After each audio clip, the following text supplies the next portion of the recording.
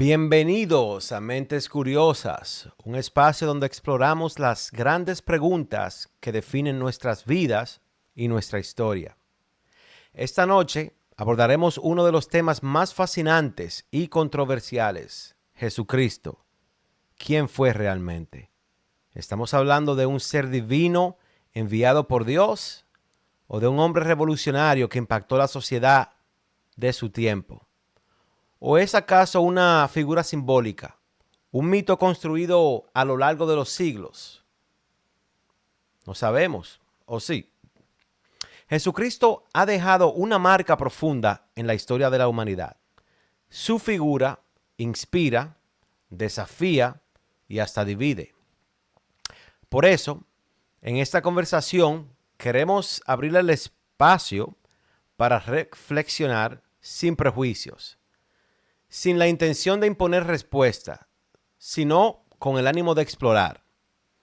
En nuestra charla de hoy desglosaremos tres perspectivas fundamentales.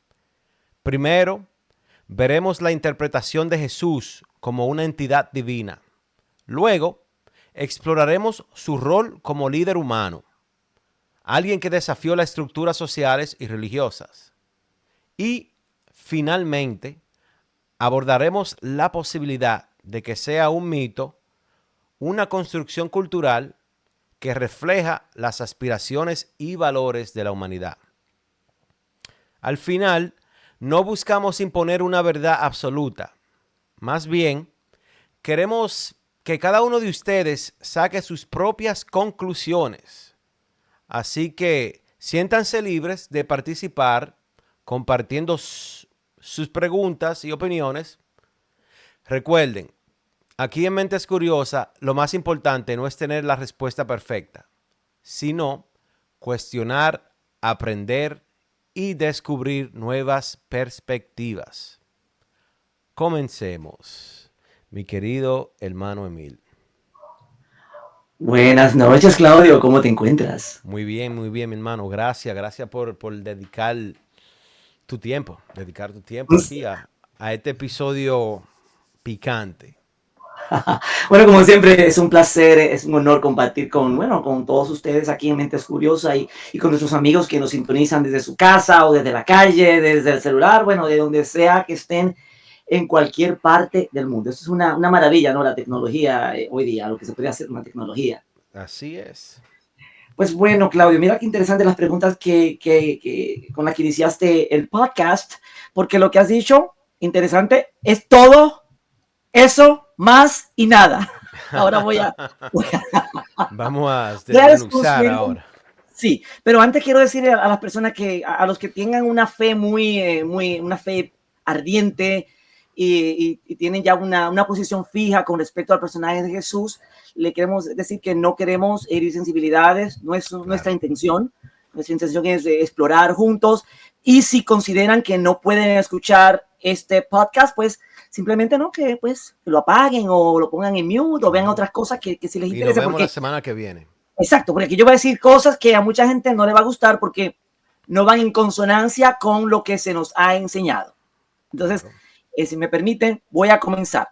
Adelante, Mir. En primer lugar, en mi posición, que no es una posición basada en fe, sino más bien en estudio, en investigación, porque fíjate, este tema de Jesús, yo creo que uno de los temas a los cuales más tiempo le he dedicado. Inclusive, yo llevo estudiando a Jesús, la figura de Jesús, desde muchos aspectos y perspectivas, En su desde hace totalidad. 30 años. Uf. 30 años, imagínate. Era adolescente cuando empecé El primer libro de Jesús que leí, puntualmente sobre Jesús, fue Jesús, el Hijo del Hombre, de Jalil Gibran, un poeta libanés que era cristiano maronita, y él categóricamente negaba, o sea, creía en Jesús como personaje histórico, pero negaba su divinidad, negaba la Inmaculada Concepción y negaba la resurrección. Ahí me despertó la curiosidad por investigar más. Bueno, pero entonces, para comenzar, comienzo diciéndoles a los amigos y a ti: Jesucristo no existió. No es un personaje histórico. No lo es.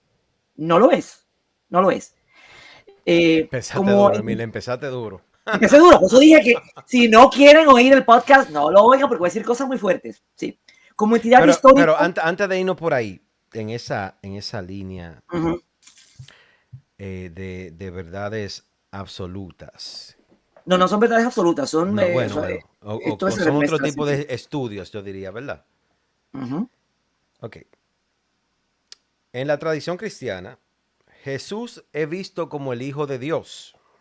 ujú. ¿Qué argumentos históricos o espirituales refuerzan esta interpretación, Emilio? Para llegar ahí, tienes que dejarme explicar lo que estaba a punto de decir, porque entonces no puedo hablarte de esa perspectiva porque ya tu Ok. pregunta asume de que sí existe, de que sí existió y que a lo mejor es o no hijo de Dios. Entonces, antes de llegar ahí, tengo que mostrarte el material que demuestra que no existió. Adelante, Emilio, adelante. Vamos a ver si te entendemos. Sí, entonces, no existió. Como personaje histórico, no existió. Jesucristo nunca existió. No existe una persona así de que, oh, mira, este nació de una virgen y todo esto. No existió. ¿Por qué? Bueno, en primer lugar, no tenemos pruebas arqueológicas de su existencia, ¿no? Pero, fíjate, lo único que tenemos a mano son los evangelios. Cuando vemos los evangelios, punto por punto, párrafo por párrafo, versículo por versículo, nos damos cuenta de que los evangelios están basados en textos literarios. Todo lo que aparece en los evangelios ya aparece en textos clásicos de diferentes tradiciones, Ok. persa, babilónica, O sea, los griegos, Nuevo Testamento, los testimonios los de Jesús, evangelios los y el Nuevo evangelios. Testamento, claro. Ok, El Nuevo ok. Testamento y los evangelios, cuando llamamos lo que llamamos Nuevo Testamento, todo eso fue una creación de la dinastía de los Flavios. Te voy a contar, o les voy a contar a los amigos que nos sintonizan, solamente cuatro mitos Sí. o cuatro pasajes que aparecen en textos literarios antes de los evangelios, y ahí vas a ver cómo todo empieza a tomar forma. Bueno, primer mito, Danae. No, perdón, no Danae, no, Semele. Ujú. Semele era una joven griega de Tebas, por supuesto, eso es un mito. Bueno, antes de hablar de este mito, quiero partir de un punto importante. Cuando me refiero a mitos, no me refiero a la noción moderna, porque hoy día está Claro. muy generalizada la idea de que un mito es mentira. No. O sea, sí y no en la noción moderna, pero cuando yo hablo de mito, me refiero a relatos que son metafóricos, historias metafóricas, fantásticas, que son metáforas y que siempre encierran verdades universales. Los mitos siempre Ya, nos hablan de verdades universales, solo que claro. utilizan personajes, utilizan dioses, utilizan héroes para ilustrar estas ideas personales. Entonces, viéndolo así, Jesucristo, que no fue un personaje histórico, es un mito. Pero vamos a partir con cuatro mitos para que vayamos viendo, vayamos viendo esto. Estaba Semele. Semele en la mitología clásica es hija de Cadmo. Cadmo es rey de Tebas. ¿Qué pasa? Semele era preciosísima y el dios Zeus se enamoró de ella. Y buscando la manera de cómo conquistarla, se le aparecía por las noches y le declaraba su amor y le enamoraba, le decía cosas y bueno, ella se enamoró del dios Zeus y Zeus de ella. Entonces, en un momento, ella queda embarazada de Zeus. Era la esposa de Zeus.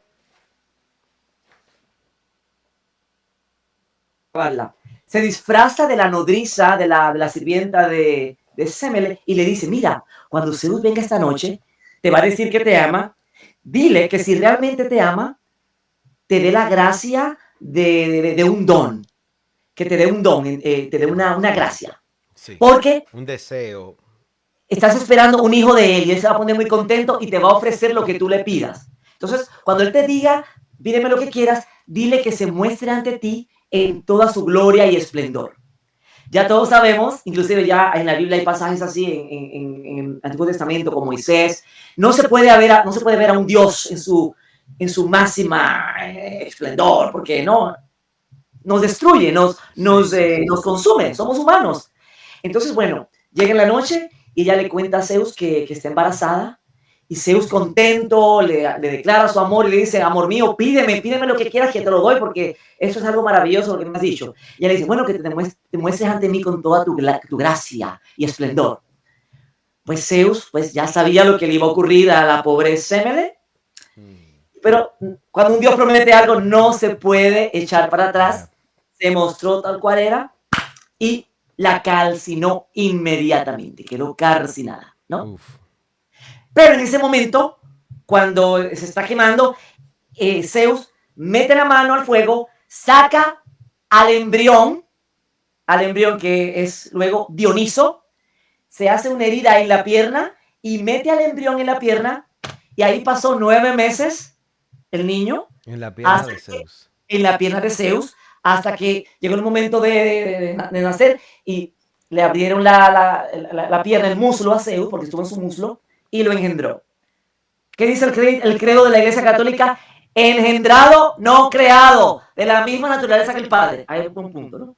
Yeah. Más adelante, Dioniso crece, anda por todo el mundo, sobre todo por Oriente, regresa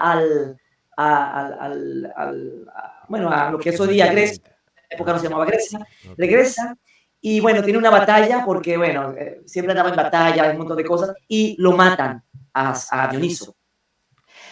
A Zeus van a avisarle que, oye, mira, ahí está tu hijo peleando con tal demonio, ve a ayudarlo. Cuando Zeus llega al sitio donde estaba teniendo combate Dioniso, encontró pues, ya estaba muerto. Y no solamente muerto, aparte de que lo mataron, lo habían cortado en pedacitos y habían dispersado todo su cuerpo por toda la tierra. Entonces Zeus solamente encontró completo el corazón, y del corazón volvió a rehacer a su hijo y prácticamente ahí lo resucita.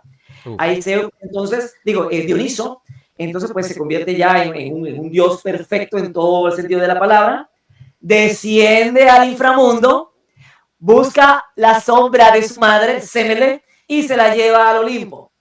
En la tradición cristiana, sobre todo en la católica, Jesucristo muere, descendió a los infiernos, ¿no? Luego resucita, pero Claro, también en sí. el catolicismo, ¿qué hace Jesucristo? Se lleva a María, que es lo que se conoce como la asunción de María a los cielos. Se llevó a su madre a los cielos, según el mito bueno, no el dogma católico. Fíjense, igual que el mito clásico. Ahí hay uno. En la Eneida, hay un tipo de plagio ahí, plagio. No es plagio, te voy a contar cómo se llama esto. Ahora te digo, voy por ahí también. En la Eneida, siglo I, antes de los evangelios, siglo I, la Eneida de Virgilio. Eneas es un príncipe troyano que cuando los griegos llegan a Troya y acaban con todo, él logra escapar. En un momento está en un callejón sin salida con su hijo y su familia y sus ayudantes.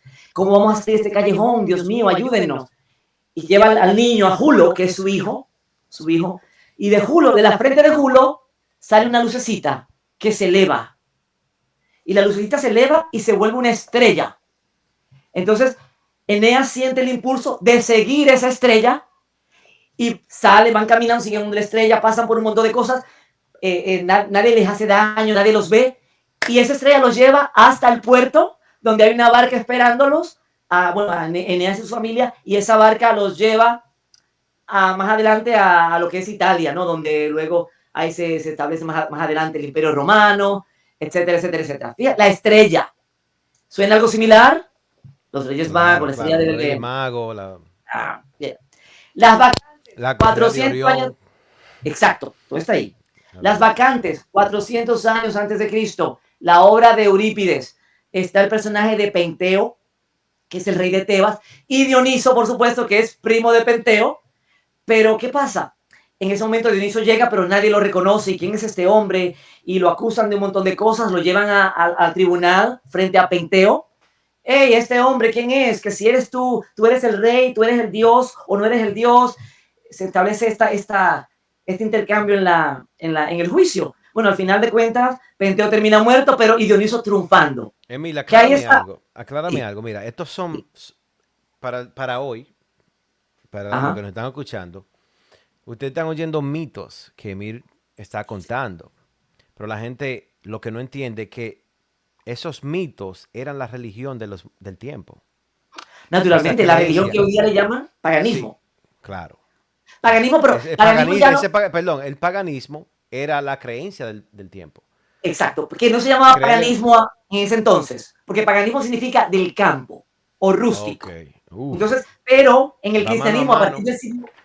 a partir del siglo IV, los cristianos comenzaron a llamar a todo lo que no fuera cristiano pagano, pero realmente la religión pagana es esa religión ancestral de la antigua Grecia, Creta, etcétera, Claro. todas esas regiones. Ujú, Bueno, ujú. entonces, está el mito, también hablamos el otro día, el mito de Prometeo. Ah, no, perdón, volviendo otra vez a lo de las vacantes, Penteo y Dioniso, ahí está prácticamente cuando Jesucristo va frente a Pilato y Ujú. lo juzgan, y eres tu rey, eso Claro, está ahí claro. ya. Ahí están las Luego está el similitudes. mito de Prometeo. ¿Te acuerdas de Prometeo que le roba el fuego a los dioses? Claro. Y por robar el fuego a los dioses lo castigan Ujú. amarrado a una peña, que es análogo a la crucifixión, con ese buitre que llega todas las tardes, al atardecer, A comerle el le hígado. come el hígado y vuelve y se va. Ahí está. Que también tiene consonancia con el mito de la serpiente del jardín del Edén. Fíjate que la serpiente nos suelen enseñar que es negativa. No, la No, serpiente no. es buena. La Símbolo serpiente es de salvadora, sabiduría, siempre en todas las porque tradiciones.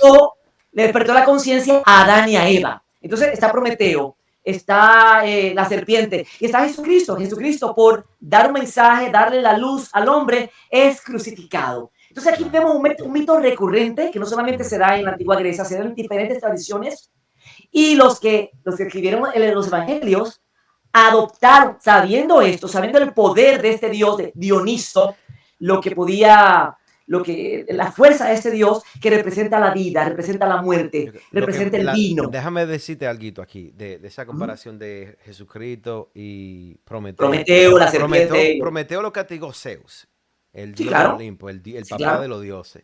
Uh -huh. Sin embargo, a Jesucristo lo castiga la humanidad. Pero al final de cuentas su padre, porque su padre le ordenó morir. Claro, claro. O sea, Que es ahí Zeus está la prácticamente. similitud de otra vez. Vuelvo y Está te digo. ahí. Las analogías están ahí siempre. Ya, ya. Entonces, ¿qué pasa? ¿Por qué se crean los evangelios? Ahora vamos allí. ¿Por qué se crean los evangelios? Bueno, Ujú. mira, los romanos eran muy cosmopolitas.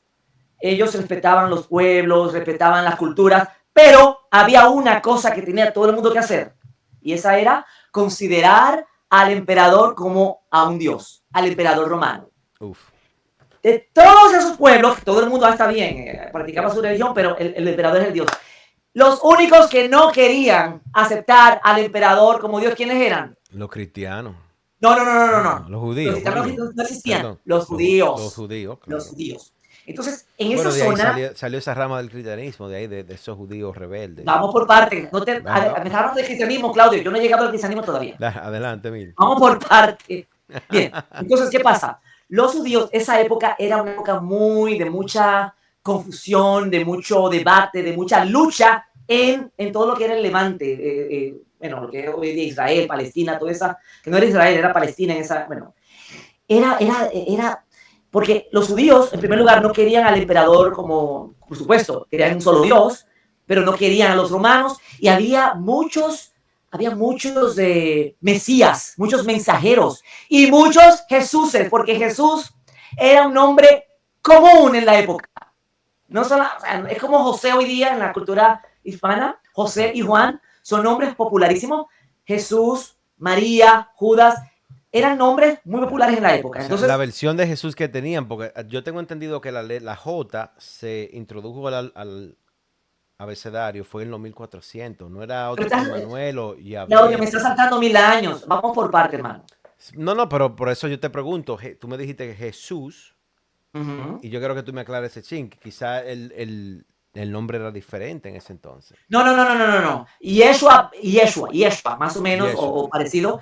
Era un nombre popular en la época. Yeshua, ya. Aparte de eso, había movimientos políticos importantes en la época. Había un grupo llamado, por ejemplo, los celotas. Los celotas eran guerreros que querían desplazar, eliminar el imperio romano, de ahí, sacarlo de ahí, a como diera lugar, y luchaban. Entonces, ¿qué pasa? Había personajes muy destacados, varios llamados Jesús, revolucionarios. También había uno llamado Jesús el Galileo, y había un famoso llamado Judas, un revolucionario famoso, Mm. Iscariote, Uf. que tiene la misma raíz de la palabra sicario, eran asesinos a sueldo también, los iscariotes también. Entonces, ¿qué pasa? Viendo los romanos que era imposible acabar con los judíos porque jamás iban a reconocer al emperador como un dios, ellos decidieron buscar la manera de desarticular la religión. ¿Cómo lo hicieron? Bueno, creando los evangelios, utilizando elementos de diferentes cosas para demostrarles a ellos que el Mesías que ellos esperaban llegó, pero ellos no se dieron cuenta. Y que ese Mesías buscaba una salvación espiritual y no terrenal. Entonces, por Ay, eso ¿cómo yo le explico eso a mi abuelita, Emil? Ay, Dios déjame, qué por eso, problema. déjame explicártelo. Dale. Por eso te dije que este programa va a ser especial porque iba a decir cosas que la gente no está acostumbrada a escuchar. Y bueno, todo esto Claro, viene de claro, mis claro. años de investigación. Mira, Eso es para así. desarticular la religión judía, ¿qué hicieron? Muchos de los valores judíos los reinvirtieron. En el judaísmo era importante la opulencia, el tener dinero. Todavía hoy ya lo vemos, los judíos son buenos mercaderes. El tener dinero, el poder dar. ¿Qué pasa? Y ellos dijeron, no, vamos a decirle que el Mesías vino, lo que pasa es que no se dieron cuenta, entonces ahora lo que vale es la pobreza, porque los pobres son los que heredarán el reino de los cielos. Entonces le tergiversaron varias cosas, esa fue una de ellas. Otra cosa que le tergiversaron fue lo del sábado. Ah, no, el sábado no importa, que ahora es el domingo el día, vamos a quitarle su día sagrado, a decirle que no, que el Mesías dijo que el día sagrado ahora va a ser otro. La dieta también. Hay un pasaje en Hechos de los Apóstoles cuando baja un manto del cielo con mucha comida y le dicen a Pedro, Pedro, come. Y Pedro dice, no, yo no puedo comer porque hay alimentos que no corresponden a mi dieta judía, mi dieta kosher. Y la voz del cielo dice, no, Pedro, no hagas impuro lo que yo he hecho impuro. Entonces ahí pues, los cristianos pueden comer cerdo y pueden comer otras cosas que no comían los judíos porque Jesucristo ya abolió esa ley. Entonces, una serie de cosas, fíjate también en los evangelios. En los evangelios, supuestamente Jesucristo es un revolucionario, pero él nunca dice nada malo de los romanos. Siempre ataca a los judíos y Sí. le habla mal a los judíos y los judíos son los que, hacen la intriga para que lo maten. Inclusive Pilatos, que es el gobernador, él lo quiere defender, él lo quiere ayudar. Y los judíos, no, crucifícalo. Ah, pues yo me lavo la mano. O sea, fíjense, también diciéndole a los judíos, hey, ustedes mataron a su Mesías.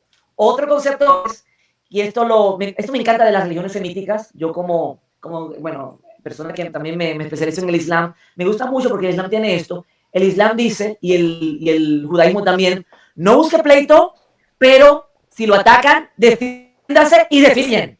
A mí me encanta eso. ¿Con qué concepto vinieron los cristianos? Ay, la otra mejilla. Si te pegan Da la la otra mejilla, mejilla, si te dan a un la otra golpón mejilla. aquí, aguanta la Claro, otra. para controlar. Otra cosa, los judíos no querían pagar taxes. ¿Y qué dice Jesucristo? Al César lo que es el César y a Dios lo que es de Dios. Un revolucionario, un celota de lo de la época, jamás diría eso. El celota diría, no, fuera los romanos. Entonces, una serie de elementos que fue planeado. Claro, con el tiempo, a través de los siglos, eso se fue convirtiendo en otras cosas porque ya estaba el elemento del dionicismo, que por supuesto Una es pregunta, una... Emil, para aclararle eso, Sí. Esto que se está dando, ¿verdad? Que están ahora los romanos, cogieron la escritura de los judíos y le están implementando cosas nuevas para Letrados, cambiar exacto. y hacer otra rama y dividir. Sí.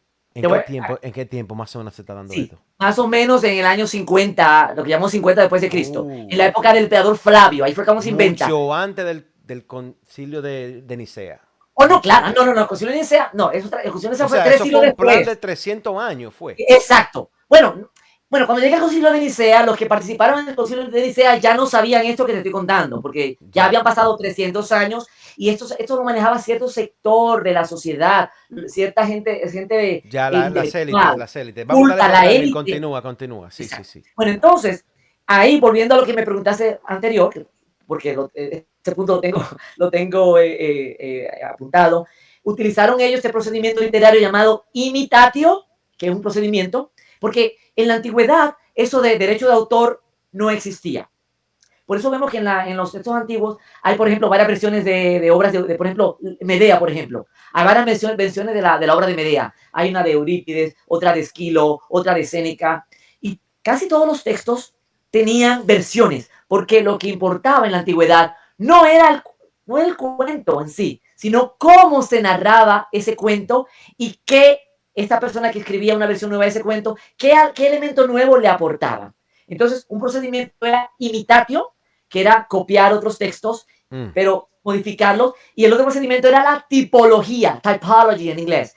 La tipología consistía en agarrar elementos de textos literarios conocidos y transformarlos. Entonces, ellos, estos Flavios, conociendo la historia de Moisés, de José, el hijo de Jacob, etcétera, agarraron elementos de la propia religión judía y lo implementaron para crear el personaje de Jesús. Por eso está que va a Egipto, que van a matar a los primogénitos, todo eso lo saca de Moisés, es tipología.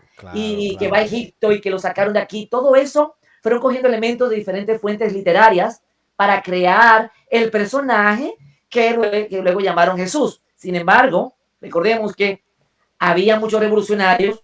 De ahí vienen tantas teorías con respecto al personaje de Jesús. Esta teoría interesante, la de Da Vinci Code, de que María Magdalena fue a París, digo a París, no, a Francia, emigró a Francia. Una teoría interesante, como la de también de que Jesús sobrevivió a la crucifixión y fue a Cachemira, también muy interesante, porque en la India, en Cachemira, hay una familia que detalla dicen que son los descendientes de Jesús, porque había una comunidad judía y hay una teoría que dice que Jesucristo fue a Cachemira en pos de esta comunidad judía, y hay un pueblo llamado, a ver el nombre que nunca me acuerdo de ese nombre bien, hay un pueblo llamado Mazar-i Sharif, que está en Afganistán, donde ciertas sectas musulmanas hacen peregrinación para visitar la tumba de María, de la Madre María, porque este concepto dice que Jesús escapó después de la crucifixión, escapó con María Magdalena, varios discípulos, y su madre de camino a Cachemira para hablarle a esa comunidad judía en la India, y en el camino, en Afganistán, muere María, la madre de Jesús, y hasta la fecha hay un pueblo, en este pueblo, en Arinca, que nombre no me acuerdo, nunca me acuerdo el nombre, lo voy a decir de nuevo por si quieren buscarlo. Mazar-i Sharif, en Afganistán, muchos musulmanes van a rendirle honor a la tumba de la Madre María que murió de camino a Cachemira. Entonces, este personaje de Jesús, prácticamente, el que ha llegado a nosotros, es un sincretismo, no es un personaje histórico, es un mito, y ahí está su belleza. Y por eso yo, reconociendo que no existió como personaje histórico, me apasiona tanto. ¿Por qué? Porque Jesucristo es un mito que encarna nuestros más profundos anhelos, nuestros más profundos sentimientos. Jesucristo es Dioniso, es Krishna, es Buda, es Mitras, que era un dios en la antigüedad, es Apolo, es Osiris. Este concepto de caminar sobre las aguas, esto es de Osiris, de la religión antigua egipcia, que Osiris, el dios Sol, cuando va al inframundo, porque los egipcios creían que de noche, cuando es de noche para nosotros, en el inframundo es de día, porque el dios, el sol, Osiris, está en el inframundo. Y cuando nosotros vemos el sol, en el inframundo es de noche. Pero ¿qué pasa? Cuando se encamina hacia el inframundo, el dios, el sol, se crea una especie de portal con el reflejo del sol en el agua. Entonces decían que el dios caminaba sobre las aguas. Ahí también está esto, agarraron elementos de ahí para... Eso era mucho antes del concepto del tiempo, ¿no, Emil? Bueno, el tiempo existía, pues ya había un dios del tiempo, pero este concepto lo agarraron los Flavios, los intelectuales del emperador Flavio, para integrárselo a Jesucristo, pero claro, como metáfora, que está caminando sobre las aguas, pero no es que está caminando sobre las aguas. La idea es que trasciende los problemas, trasciende las preocupaciones, porque el dios Dioniso alude siempre a eso, a liberarnos. Por eso es el dios del frenesí, es el dios del vino. ¿Por qué el dios del vino? Por eso, porque el vino desinhibe, libera, borra la diferencia, borra el ego. Por eso el énfasis de Jesús en amar a tu prójimo como a ti mismo, porque el Dioniso siempre busca eso, siempre busca trascender el ego, ir más allá y buscar siempre la unidad, la paz, el amor y la armonía entre los seres humanos. ¿Más o Fascinante, menos hace Emil. sentido? No, no, Es claro. fascinante. Claro que sí, son Claro, muchos puntos que hay que conectar y no sé si, bueno, el propósito de nosotros no es darle respuesta a la gente, sino brindarle más incógnitas para presentar la que, información, que casi no se que- habla de esto. Y claro, cuando claro. he intentado hablar, conversar con cierta gente, inclusive en programas que me han invitado, no se puede conversar porque generalmente la gente ya viene con su idea. Generalmente también la gente con la que me ha tocado conversar solo ha leído la Biblia. Pues yo me he leído la Biblia, me he leído el Corán, me he leído la Bhagavad Gita, me he leído los textos clásicos. Entonces, cuando uno lee, y esa es la importancia también de leer, cuando uno lee, sobre todo lee los textos Leer antiguos, más que un encuentras solo todo. libro, Emil. Leer más que un Exacto, solo libro, porque hay gente que nada más te lee naturalmente. en la Biblia o gente que nada más te lee en el Entonces, ¿cómo me El combates a Torah. mí con la Biblia cuando yo tengo información de años y cosas que he leído que la puedo rebutar como si nada? Porque hemos leído. Entonces, Claro. cuando uno lee, tú te encuentras, y entonces no es que denigre ni niegue su belleza. Al contrario, por eso tiene fuerza hoy día todavía. Porque Dioniso Mm. es la vida, Krishna, Buda, es la vida, es trascender el ego, es morir al yo para hacernos conscientes de que hay una realidad trascendental de la que todos somos parte.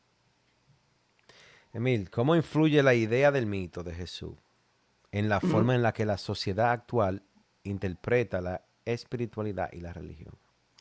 Bueno, influye muchísimo porque imagínate, sobre todo, es que uno de los problemas más grandes que se nos ha enseñado que es historia. Y no es historia. Ya Mm. cuando lo ves como mito, encuentras la belleza. Vas a Sí. encontrar, cuando, En- cuando lo ves como mito, vas a encontrar algo. Por eso también esos textos, inclusive, Lo universal, que no exacto, importa quién, exacto, qué credo tú seas, exacto, qué afiliaciones políticas tú tengas, es lo universal, incluye a exacto. todo. Entonces Eso a no se da en ellos, las religiones, yo te entiendo.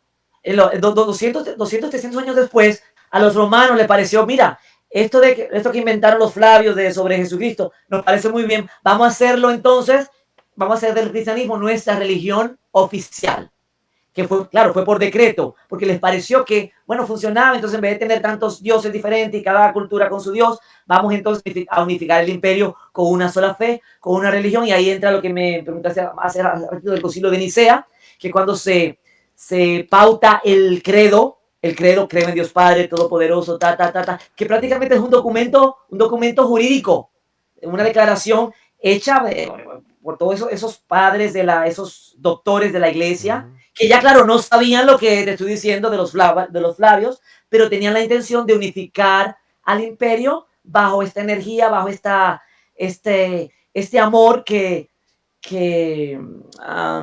esta idea, este amor, esta unidad que promociona el cristianismo. También hay muchas ideas platónicas en el cristianismo, muchas ideas estoicas sobre todo, esto de sufrir, porque todo eso viene del estoicismo y de filosofías clásicas. Entonces, cuando tú desmontas los evangelios y las cartas, que por supuesto no son los 4 únicos evangelios que hay muchos más, ya te encuentras la belleza y encuentras el mito en todas partes.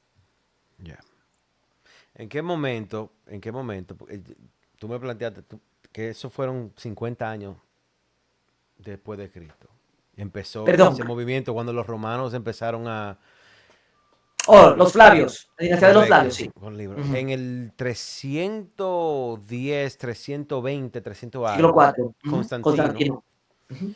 en el concilio de Nicea, fue quien prácticamente legalizó la religión cristiana. Claro, porque les pareció un excelente, una Fue especie un movimiento de. político eso, fue algo Claro, no, político. no, claro, calculado, claro. Inclusive, Constantino mismo, él mismo no se bautizó. Él puso declaró la religión como, bueno, no la declaró oficial, sino la declaró como tolerable. Se declara oficialmente, creo que el hijo de Constantino fue que la hizo la religión oficial del imperio. Pero él empezó a tolerarla porque en el siglo IV el cristianismo no era bien visto. No era bien visto. Pero todo deriva de eso, de que al final fracasaron porque los judíos siguieron creyendo en lo suyo.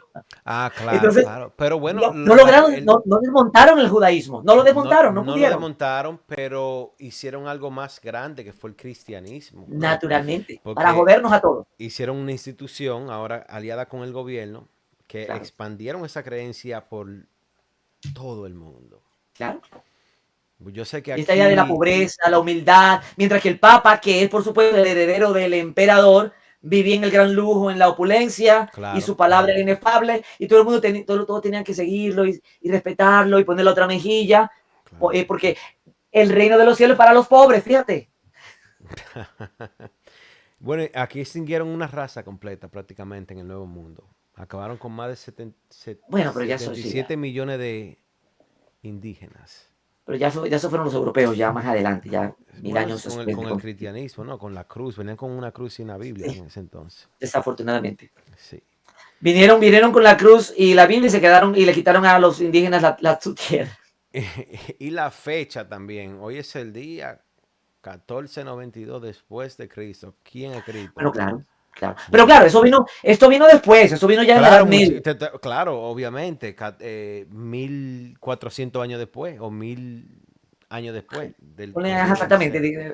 establecieron de que, entonces muchos rituales romanos, por ejemplo, la fiesta del Sol Invictus, que se celebraba el 25 de diciembre, una fiesta en honor al dios de Apolo, la de Ya yo solsticio, entiendo que tú la ves a pusieron Jesús. a Jesucristo porque ese día nació Jesucristo supuestamente, pero Mm, esa fiesta era de Apolo, sí. que también Jesucristo, por supuesto, es la misma energía de Apolo, es otra forma de Dioniso Claro, también. claro, claro. Hay mucho. The hero with a thousand faces, right?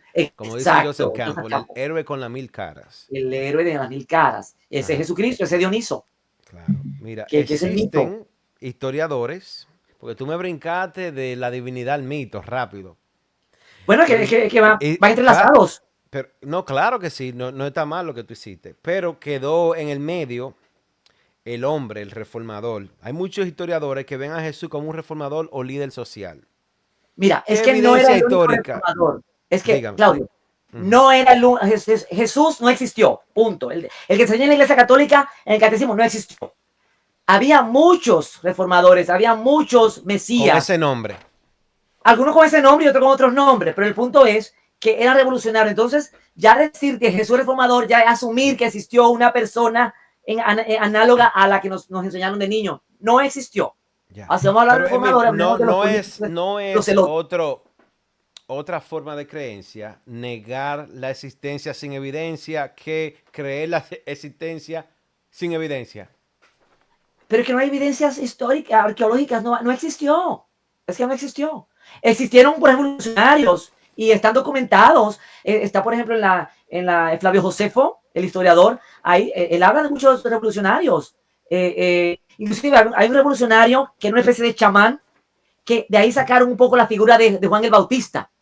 Mm. ¿Entiendes? Entonces, lo que nos enseñan a nosotros es algo ya transformado. No. Imagínate, Yo sé Claudio. que eso siempre se daba antes. La misma creación, el Génesis y todo el Viejo Testamento. Muchas de esas historias son copiadas de Sumeria, del antiguo Sumeria, del... Son mitos. El Edén es un Claro, mito, son no mitos. es una historia. Entonces, porque hay que entender claro, mira, en primer lugar, la Biblia no es un libro como yo, por ejemplo, escribí este libro y yo empecé a escribirlo, ¿verdad? Yo lo empecé y lo terminé. Es un libro que yo escribí. La Biblia no se escribió así. La Biblia es una recopilación, inclusive Biblia significa biblioteca sagrada. Es Mm. una recopilación de diferentes libros escritos por diferentes personajes, inclusive En a diferentes veces un épocas. libro y diferentes épocas. Por ejemplo, Isaías, la gente cree que Isaías fue una persona. No, Isaías fueron varias personas. Inclusive había escuelas de pensamientos a través de los siglos y que conformaban, por ejemplo, Ezequiel o Isaías, Jeremías. No es una sola persona llamada Jeremías que escribió eso, fueron varias. Entonces luego con el tiempo, ya después, 300, 400 años después de Cristo, se conforma lo que es la Biblia, en parte gracias a Jerónimo, es San Jerónimo, y los evangelios, pero también fue por decreto. Ellos dijeron, este libro va, este no, este va, este no. O sea, que lo que tenemos en la Biblia, sobre todo en el Nuevo Testamento, fue lo que los concilios de los sacerdotes, los padres de la iglesia, los doctores de la iglesia, decidieron que aparecieran ahí. Esos evangelios, esos 4 evangelios, son 4 entre muchos.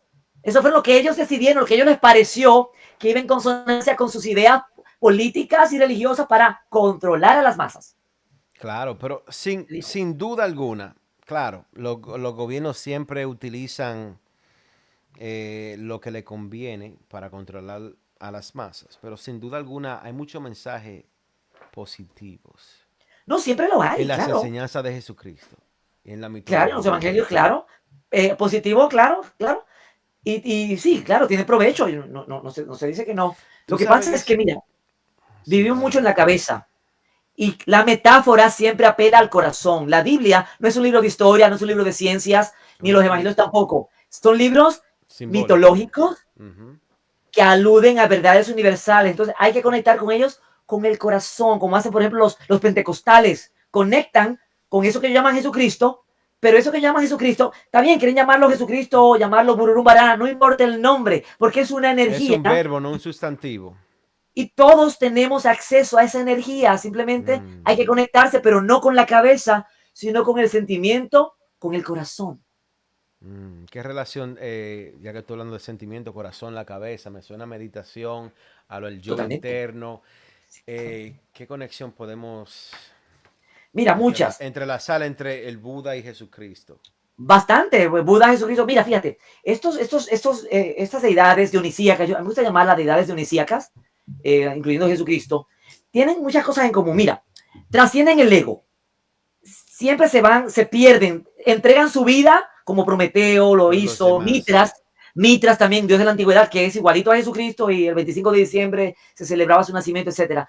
Trascienden el ego, siempre rompen esquemas. Por ejemplo, fíjate, Jesucristo en la Biblia le habla a las mujeres, cuando habla con una samaritana, creo que en ese pasaje hay gente sorprendida, inclusive ella misma, de que él le hablara a una mujer, porque en esa época, en ciertas culturas, se consideraba que el hombre era superior a la mujer. Ujú. Entonces, Dioniso tenía a sus vacantes, tenía a sus mujeres, sus vacantes. Orfeo también tenía sus vacantes, las vacantes que lo seguían, que lo adoraban.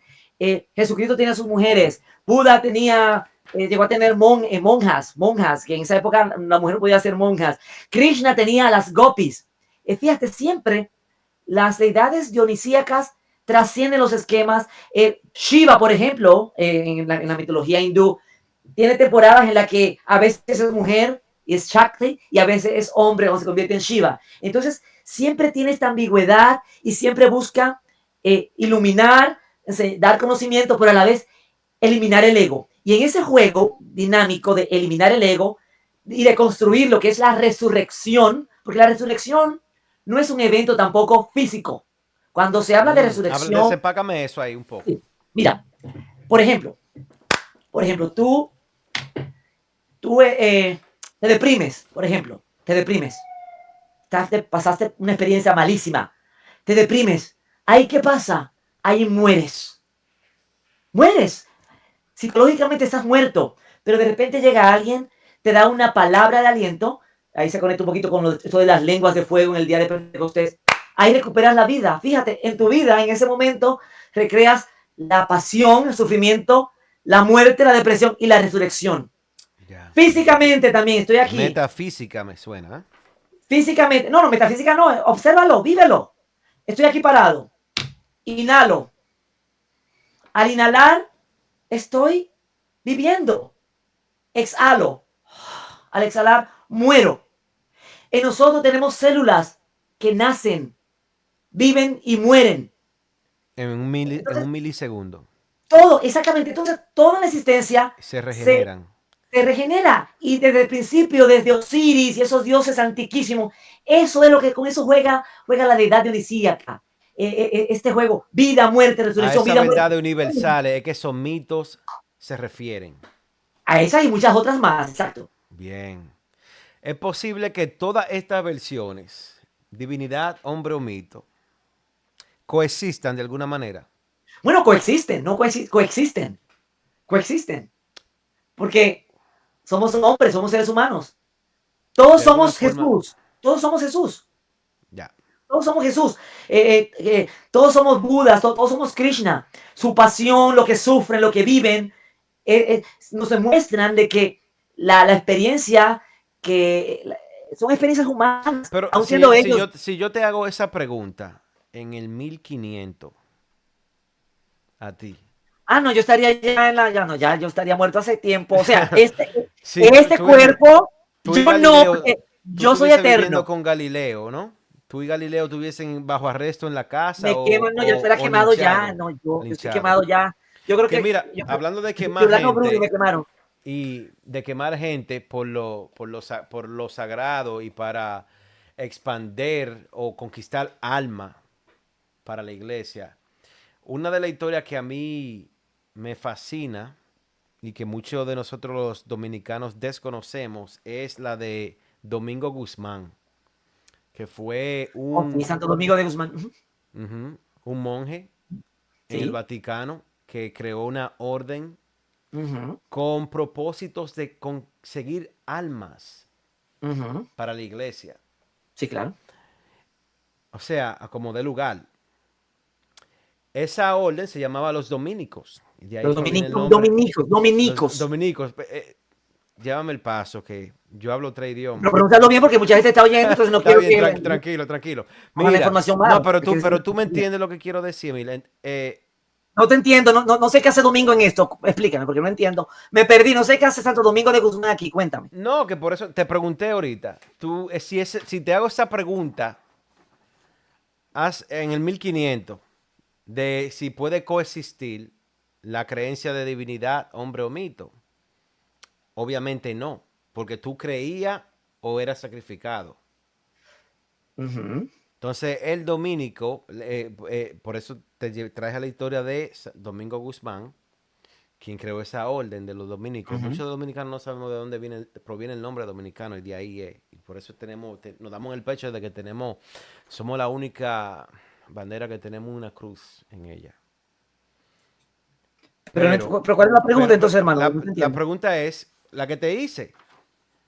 ¿Cuál?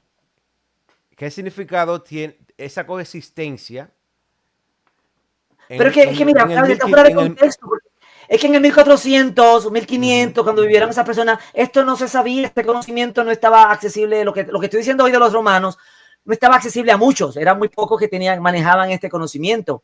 Pero claro, obvio que yo no podría decir eso en el siglo XV. ¿Quién lo Pero, o sea, manejaba, Emil, ese conocimiento? bueno, mira, fíjate, sectores muy ocultos, Ujú. porque habían movimientos clandestinos, sectores muy ocultos. Eh, Mucha gente, poca gente, mucha o poca gente lo manejaba. Inclusive hay teorías y de eso habla Joseph Atwill en un libro muy interesante. Shakespeare dice y demuestra en uno de sus estudios, Joseph Atwill, cómo Shakespeare sí manejaba esto de los Flavios, de los romanos. Y lo demuestra en el libro, ¿cómo se llama el libro? Creo que se llama Secret Messiah, Secret Messiah de Joseph Atwill. Él demuestra cómo Shakespeare y cómo aparece este conocimiento en sus textos, cómo Shakespeare demuestra tener conocimiento de todo esto. O sea que Y en otros estudios, Shakespeare lo hacía público, pero en forma de una obra o pero también en sus Shakespeare, personajes. Ajá. pero también se lo dice Joseph Atwill, que me parece interesante, todavía no tengo el material suficiente para decir que sí o no, pero Joseph Atwill también dice que Shakespeare no fue tampoco una persona, sino varias Yo he personas, oído eso también. una Yo he escuela oído de eso. pensamiento. Entonces, no, yo no he investigado tanto al respecto, o sea, no puedo decir si sí o si no, hasta que no tenga suficientes pruebas, pero es Claro. interesante y tiene sentido también debido a la cantidad de obras y debido a la lengua y una serie de cosas, una serie de puntos que es bien interesante. Inclusive hay una película llamada Anonymous que trata ese tema también. Muy buena esa película. Pero sí, pero poca gente maneja ese conocimiento porque ha llegado hasta nosotros y cuando tú lo desmenuzas, cuando tú lo estudias, hace sentido. Y te digo que todos los evangelios, en mis 30 años de investigación, punto por punto, se encuentran en la literatura clásica. Esto de Apocalipsis es un género literario. Eso no fue que, por favor, un pobre pescador, un niño, un muchachito pescador de Capernaum, que no sabía ni leer ni escribir, ni siquiera su propio idioma, arameo, de repente va a escribir semejante texto en griego, de género apocalíptico. ¿Really? No, ¿De quién eso no estamos pasa. hablando? De Juan, De Juan. el discípulo amado, a quien se le adjudica el Apocalipsis. Esto no lo Ya. escribió una persona de Judea, jamás. Eso lo escribe un El intelectual, Apocalipsis, conocedor. Revelaciones, ¿verdad? En Sí, Revelaciones. Revelaciones, Apocalipsis. ¿Ah? Mira, yo he leído ese texto y mira, yo no le encuentro la metáfora, no le encuentro, o sea, Ah, para bueno. nada, Emil. Tú Si puedes quieres un día hacemos un programa de eso y yo te explico el Apocalipsis. Metáfora por metáfora. No pero metáfora por espérate, metáfora. porque es Te voy un explicando la lenguaje muy metáfora por metáfora. ambiguo, Emil. Entonces tú me vas a dar una interpretación tuya propia, porque eso, No, a no, no, eso no, que no, yo te espérate, espérate. voy. No, no, sí. Bueno, te voy a interpretación mía, pero mi interpretación está basada en estudios y análisis. No es que yo me lo inventé porque el Espíritu Santo me iluminó. Yo lo he estudiado. Mira, yo todo lleno Emil, de no te libros. burles así, ¿no? No, no me estoy burlando, no, porque la gente hoy día, sobre todo hoy día, está mucho eso de que, porque cualquiera puede decir algo en las redes sociales, esta es mi opinión. Sí es tu opinión, pero ¿en qué se sustenta? Entonces yo soy un estudioso, yo soy un investigador, también soy un artista, un amante, un místico, sí, en esa parte, pero lo que te voy a decir, te lo voy a decir con sustancia, porque el Apocalipsis es un libro de una época que habla algo para esa época, nada que ver con nosotros, bueno, sí tiene que ver, pero no que nos está hablando de cosas del futuro, porque está hablando de una época en concreto y experiencias en concreto que estaba teniendo cierta gente en concreto, en cierta parte del mundo en concreto. Ya. Ahora bien, de que tiene metáforas universales, sí, le puedo sacar provecho hoy día yo, sí, pero no lo que están hablando, que el diablo te va a llevar y que la bestia, nada de eso. Le puedo sacar provecho y puedo ayudar a muchos, inclusive cristianos, a entender el Apocalipsis para estos días, porque también lo puedes leer así. Y esa es la belleza de esos Wow. grandes textos. Sean cristianos o no, esa es la belleza, Señores, ya encontrar ustedes también. oyeron que si quieren oír otra perspectiva de lo que Revelaciones dice, contacten a Emir, déjenos algo en el comentario ahí y le damos seguimiento, le Y que daremos quede claro, seguimiento. no tiene nada que ver con el futuro ni con el fin del mundo. Que quede claro. Ahí ya, Listo. lo dejo claro para que no van esperando que voy a hablar del año 2024, del 2027, del 30, nada de eso. Ya. Bueno, muchísimas gracias, Emil. Yo creo que nosotros, para estas preguntas grandes, yo no creo que hay una sola respuesta, ¿verdad? Yo Mira, creo que hay muchísimas versiones. Hay quienes dicen tener la objetividad en el asunto y hay otros que dicen tener objetividad en el asunto de una forma subjetiva, que yo eso no lo entiendo. Pero, como te digo, nada más, en mi punto de vista, hay que estar allí o tener un lente que te deje ver al pasado para tú comprobar sí o no. mira, yo, por mi parte, yo diría que no hay que buscar mucho, porque hay que salir de la cabeza. La cabeza es la que te dice, este sí, este no. La cabeza te dice, hay que buscar el corazón. Claro, la cabeza es buena, sirve para pensar, para investigar, pero realmente todo esto apela al hombre, al ser humano. ¿Cómo este conocimiento me hace mejor persona? Mm, De eso se trata. ¿Cómo yo puedo colaborar a un mundo mejor? ¿Cómo puedo hacer? Porque al final de cuentas, todos somos parte del mundo. Y entonces la cabeza disecciona, el corazón une. Antes de despedirnos, si me permite, yo quisiera leer algo de una de mis novelas favoritas, que escrita por uno de mis autores favoritos, de Nikos Kazantzakis. ¿Puedo leer esto adelante. y me despido con esto? Claro, adelante. Esto viene en el prólogo de la novela de Nikos Kazantzakis, La última tentación de Cristo, una novela muy interesante. Por supuesto, no está basada en los evangelios, pero en el prólogo él dice esto que voy a leer ahora. Dice así: desde mi juventud, la doble sustancia de Cristo siempre fue para mí un misterio profundo e impenetrable. El deseo apasionado de los hombres, tan humano, tan sobrehumano, de llegar a ser Dios. Cristo encarna la fuente de todas mis alegrías y amarguras. La lucha incesante entre la carne y el espíritu. Y mi alma es el campo de batalla donde se enfrentan ambos ejércitos. Nikos Kazantzakis, La última tentación de Cristo. Excelente, mi hermano. Muchísimas gracias. Con esto nos vamos a despedir hoy. Emil, si quieres decirle algo a tus seguidores y a lo que no te sigue, a lo que ahora mismo están diciendo, ese tipo yo no lo paso. No, un Adelante. placer compartir y nada, los que tengan hambre de conocimiento investiguen, explorar, buscar. y cuestionarlo todo. Hay que cuestionarlo todo. Hay que cuestionarlo todo. Yo sé que muchas veces estos son dogmas de fe y que no. Hay que cuestionarlo todo. Aún la fe. La verdadera fe, no teme a las preguntas. Uf, así es. Y así llegamos al final de esta conversación sobre Jesucristo. Divinidad, hombre o mito. Ha sido una exploración fascinante, llena de preguntas que tal vez no tengan una única respuesta. Sin embargo, eso es precisamente lo más enriquecedor. Permitirnos cuestionar, dudar y descubrir nuevas ideas. Jesús representa muchas cosas para distintas personas. Para algunos es camino hacia la salvación espiritual. Para otros, un ejemplo a seguir en la vida diaria. Y para muchos, un símbolo que refleja las complejidades de la naturaleza humana. Su historia, real o mítica, nos invita a reflexionar sobre nuestra propia búsqueda de significado y propósito. Más allá de si creemos o no en su divinidad, lo que queda claro es que su legado sigue influyendo en la forma en que pensamos, vivimos y nos relacionamos. ¿Qué aprendimos hoy? Quizás que las respuestas a las preguntas grandes como estas nunca son simples y que las distintas perspectivas pueden coexistir en armonía.